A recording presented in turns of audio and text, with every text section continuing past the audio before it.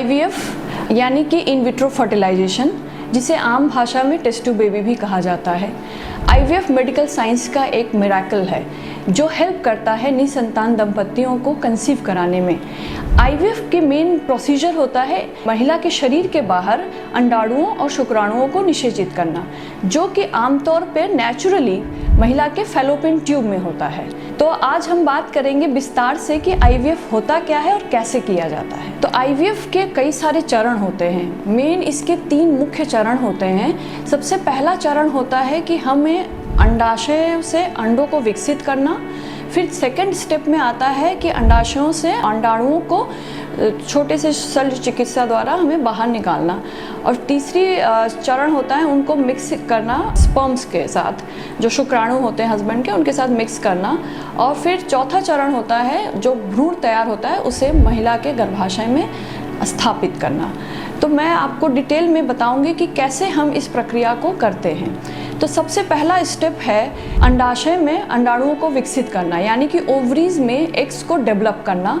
उसके लिए हमें पहले महिला को 8 से 10 दिन तक हार्मोन के इंजेक्शन देने पड़ते हैं, जो कि बहुत ही पेनलेस इंजेक्शन होते हैं, जो बॉडी हार्मोन्स को ही मिमिक करते हैं। जब ये अंडाशय परिपक्व हो जाते हैं तब हम इन अंडाणुओं को ओवरीज से एक स्मॉल प्रक्रिया जिसे कि ओवम पिकअप बोलते हैं, उस प्रक्रिया द्वारा बाहर निकाल लेते हैं शरीर के। और सेम डे हम हस्बैंड के स्पर्म के साथ उन्हें मिक्स करते हैं। इसके भी 2 प्रक्रियाएं की जाती हैं। पहली प्रक्रिया होती है आईवीएफ, जो कि कन्वेंशनल प्रक्रिया है। इसमें एक डिश में अंडाणुओं को स्पर्म के साथ छोड़ दिया जाता है, फिर स्पर्म उनको प्राकृतिक रूप से निषेचित करते हैं। इस प्रक्रिया को इन विट्रो फर्टिलाइजेशन बोला जाता है। एक और आधुनिक तकनीक आ गई है जिसे बोलते हैं ICSI, इंट्रासाइटोप्लाज्मिक स्पर्म इंजेक्शन, जिसमें हम एक अंडाणुओं के अंदर स्पर्म्स को इंजेक्ट कर देते हैं। इससे निषेचन प्रक्रिया की दर बहुत ही अधिक हो जाती है। ज़्यादातर आईवीएफ सेंटर में ICSI का प्रयोग होता है। नेक्स्ट स्टेप होता है जो निषेचन के बाद भ्रूण का विकास होता है, वो इंक्यूबेटर में होता है।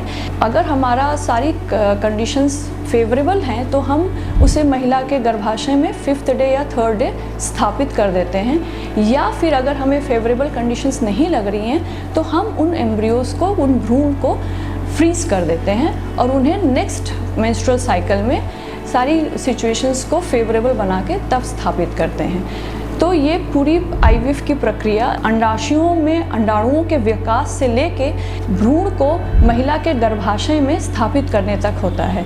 गर्भाशय में स्थापित करने के 14 दिन बाद टेस्ट द्वारा पता किया जाता है कि महिला को प्रेगनेंसी हुई या नहीं हुई, यानी कि भ्रूण गर्भाशय में ट्रांसप्लांट हुआ या नहीं हुआ।